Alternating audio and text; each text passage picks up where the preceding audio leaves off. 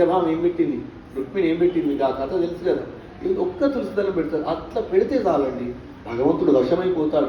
కుచేలుడు ఏం తీసుకుపోతాడు చెప్పండి, చినిగిపోయిన ముట్టకబట్టిన పంచెలో ఇన్ని అటుకులు పట్టుకొని పోతాడు. ఆ సామ్రాజ్యం ఆ పట్టాభిషేకం చూసి సిగ్గుపడతాడు, వెనక వెనక అడుగు వేస్తాడు. కృష్ణ చూసిన తర్వాత సౌధాముడు అతని పేరు, సుధామా అని చెప్పి దిగి ఉరికిపోయి ఆలింగనం చేసుకొని లోపలికి తీసుకువచ్చి పట్టు పరుపు మీద కూర్చున్న వ్యక్తి పాద ప్రక్షాళనం. అందరూ అష్టమహిషులు చూస్తుంటారు, ఈ కృష్ణుడేమిటి, ఆ బ్రాహ్మడేమిటి, ఆ పంచేమిటి, ఆ శరీరం ఎట్లా ఉన్నది, ఇతన్ని ఆవలించుకోవడం ఏమిటి, పాద ప్రక్షాళనం ఏమిటి, నీళ్లు చల్లుకోవడం ఏమిటి, అత్తరు పెట్టడం, గంధం పెట్టడం, ఇదంతా ఏమిటి అని ఆశ్చర్యపోతారు, అందరు ఆశ్చర్యపోతారు. అలా చేసి ఆ భోజనం పెట్టి అన్నీ అయిన తర్వాత నా కోసం ఏం తెచ్చావు సుధామా, ఇన్నేళ్ల తర్వాత వచ్చినామంటే పాపం సిగ్గుపడతాడు. ఇంత అంత సిగ్గు అంటే ఘోరమైన షై ఫీల్ అవుతాడు పాపం. అయ్యి వెనుక పెట్టుకుంటే ఏమిటి దాచుకుంటున్నాం అని చెప్పి ముందుకు తీసుకొని ఓ 2 పిరికిలు పోసుకున్న తర్వాత సత్యభామ చేయబెడతాడు. నాయన ఒక పిరికికే అక్కడ ఎంత రావాలో అంత వంశాలు రాజ్యాలు వచ్చినాయి, ఇక చాలు అని చెప్పి 2 పిరికులు తీసుకున్నాక 3వ పిరికిలు ఆపుతుంది. అంటే ఏం తెచ్చాడు ఆయన, భక్తితో వచ్చాడంటే ప్రేమ. భగవంతునికి కావాల్సింది భక్తి, ప్రేమ. ఇవి 2 జెయింట్ అండి, ఎప్పుడు కలిసే ఉంటాయి. ఇవి 2 లేకుండా మీరు ఎన్ని చేసినా ఫలితం రాదు. మనస్సు అది ప్రధానం, బాగా గుర్తుపెట్టుకోండి. అది లేకుండా మీరు ఎన్ని పారాయణలు చేయండి, ఎన్ని పూజలు చేయండి, అవి మనం జారిపోవడానికి అదే కారణం. ఒక్క క్షణి కాలం చాలు, ఒక్క 2 నిమిషాలు దండం పెట్టి, ఒక్క పుష్పం పెట్టి దండం పెట్టి మనల్ని జీవిత పర్యంతం కాపాడతాం భగవంతుడు. కాకపోతే మనం అదే జార పెట్టుకుంటాం, అదే మనం చేయట్లేదు. అలా చేస్తే దాని భగవంతుడు మనల్ని ఎంతో ఎత్తుకుంటాడు, చూస్తుంటాడు ఆర్తితో, వీడు నా కోసం ఏమైనా చేస్తాడా అని చెప్పి. మనకి ఏమిస్తామండి మనం చెప్పండి, దానికి వెంకటేశ్వర స్వామికి మనం ఏమిస్తాం?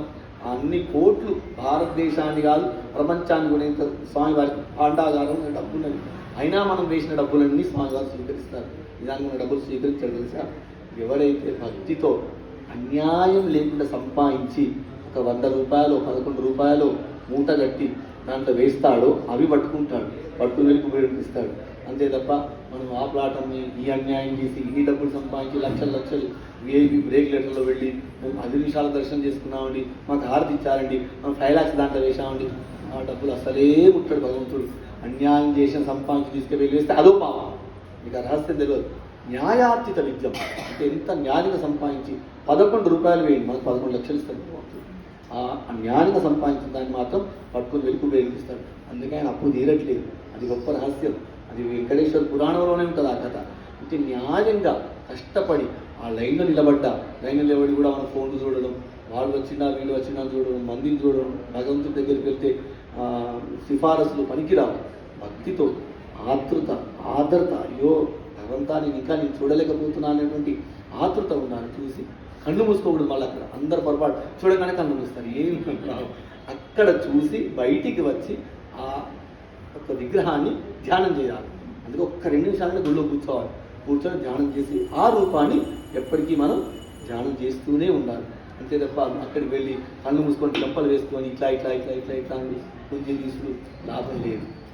ఆ విగ్రహాన్ని, దివ్యమంగళ విగ్రహాన్ని ఎప్పుడు సదా స్మరణలోకి తెచ్చుకొని దాన్ని స్మరణ చేస్తే అప్పుడు భగవంతుడు అనుగ్రహిస్తాడు. అంటే ఇవన్నీ చిన్న టిప్సే కానీ తెలియవు అందరికీ. తెలియక మనం చేసేటువంటి పొరపాట్ల వల్ల ఫలించలేకపోతుంటాయి. ఇప్పుడు డాక్టర్ దగ్గరికి వెళ్తాం, మనం ప్రిస్క్రిప్షన్ రాస్తాడు, ఈ మందులు వాడుని అంటాడు. లాస్ట్కి చెప్తాడు, నాయన నీకు ఇది పడదు, నువ్వు ఇది తినకు అని చెప్తాడు.